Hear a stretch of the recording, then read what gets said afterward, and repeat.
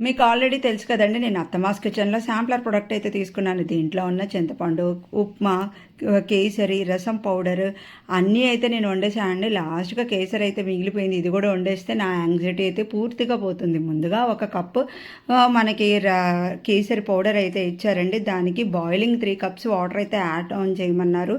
So, నేను బాగా మరుగుతున్న 3 కప్పులు వాటర్ అయితే యాడ్ చేసేసి మొత్తం మంచిగా మిక్స్ చేసుకొని మూత పెట్టుకొని పక్కన పెట్టుకున్నానండి. మధ్యలో ఓపెన్ చేసి చూస్తే దాంట్లో మంచిగా సాఫ్రాన్ కూడా ఉండి కలర్ అయితే లెమన్ ఎల్లో కలర్కి అయితే టర్న్ ఆన్ అయిపోయింది. ఈ టైంలో అయితే లమ్స్ లేకుండా మరొకసారి చూసుకొని మొత్తం బాగా మిక్స్ అవటానికి అయితే చూసుకున్నాను. ఇది కలుపుతుంటే నాకు చిన్న పిల్లలకి సెర్లాక్ కలుపుతున్న ఫీలింగ్ అయితే అనిపించిందండి. మళ్ళీ మొత్తం మంచిగా మిక్స్ చేసుకొని, నాకు స్వీట్ అంటే నెయ్యి క్యాష్యూస్ ఉంటేనే దాని టేస్ట్ చాలా బాగుంటుంది. సో నేను అడిషనల్గా నెయ్యి క్యాష్యూస్ అయితే యాడ్ చేసుకొని మూత పెట్టుకొని మళ్ళీ పక్కనైతే పెట్టేసేసుకున్నా అండి. కొంచెం టైం తీసుకున్న కంగారు ఏం లేదు, బాగా బిగుసుకొని మంచి స్వీట్ అయితే ప్రిపేర్ అవుతుందండి. ఈ పండుగల సీజన్లో మనకి తక్కువ టైంలో ఎక్కువ శ్రమ లేకుండా ఒక స్వీట్ కావాలి, ప్రసాదం కింద అయినా రాఖీ పౌర్ణమికైనా ఇది చాలా ప్రిఫరబుల్ అండి.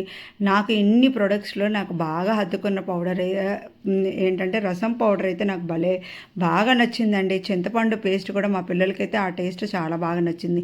ఈ 2 ప్రొడక్ట్స్ నేను మళ్ళీ ఆర్డర్ అయితే పెట్టుకుందాం అని అయితే చూస్తున్నా అండి. నాకు నచ్చిన టేస్ట్తో అయితే ఇవి బాగున్నాయి. ఎప్పుడైతే వండుతున్నా ప్రతి ప్రోడక్ట్ అయితే ఇల్లంతా మంచి స్మెల్తో అయితే ఎన్హాన్స్ అవుతా చాలా బాగుందండి. రసం అయితే నాకైతే తిరుపతిలో రసం ఉన్నంత టేస్ట్ అయితే వచ్చింది. మీకు నచ్చినట్టయితే లైక్, షేర్, సబ్స్క్రైబ్.